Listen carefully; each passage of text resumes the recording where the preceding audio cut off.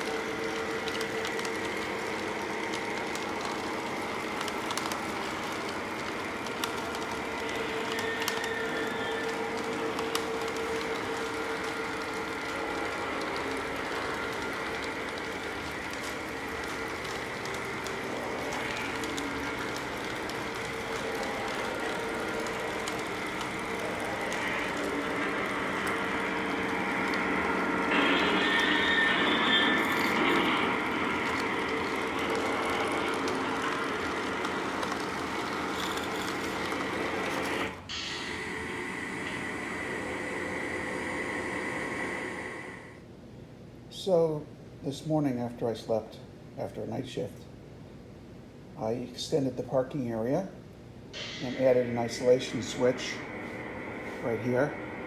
You see the engines on the parking area are not lit. I changed the position of the switch.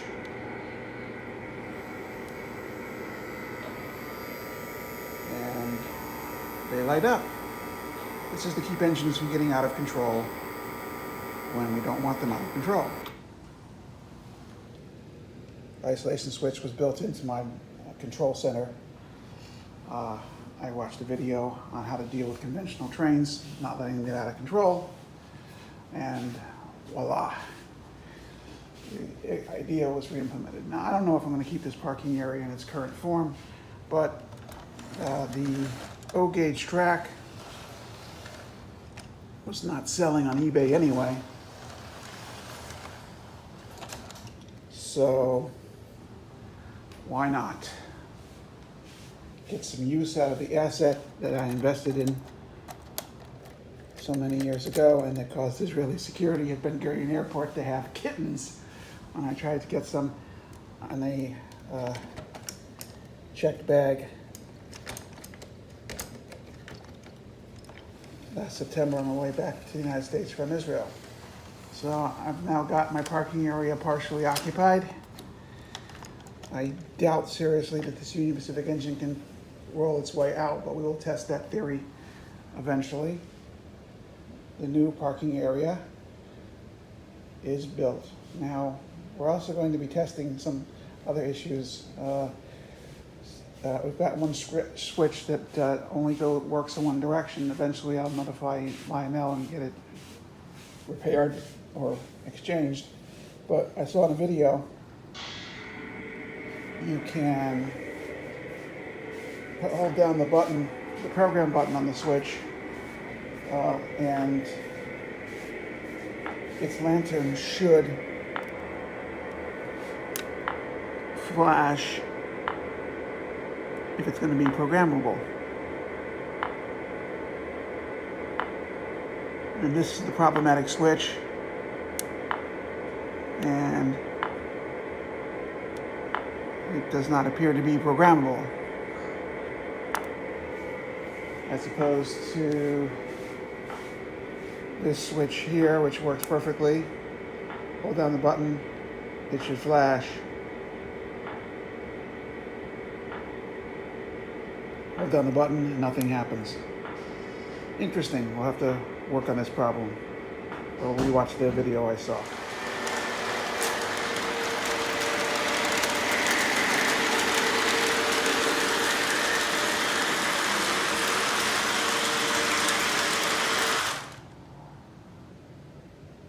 And we see a typical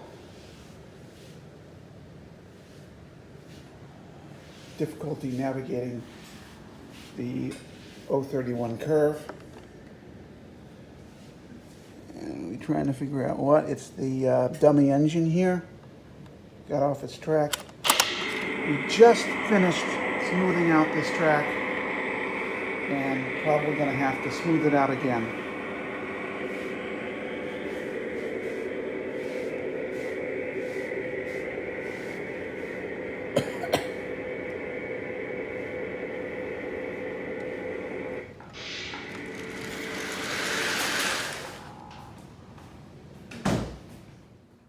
Seems to have a problem with the transition in this section of track. If you look at the transition, it looks good, but it dips a little bit. Maybe we just need to raise it just a little bit by loosening the screws. We'll see.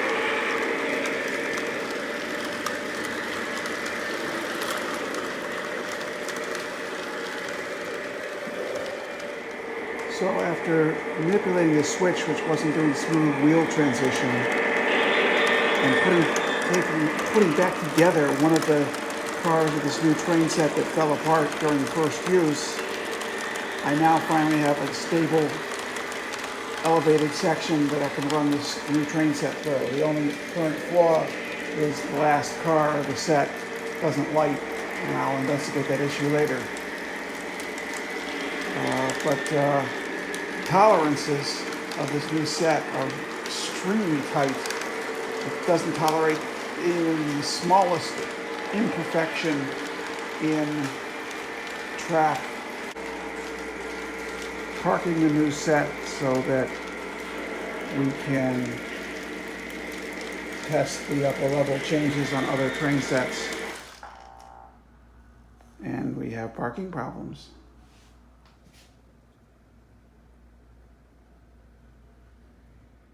This is a summary of the video of getting this train set into production. It is a not high quality manufacturer. I had to put together one of the cars that fell apart during first use. The tolerance for track imperfections is very low. I had to basically make my upper level track perfectly level as you can with my level of carpentry skills anyway, in order to make the train stable. It required modification of one of the switches, which was manufactured poorly and led to bouncy wheels. But overall, it's a good set, and I'm going to keep it.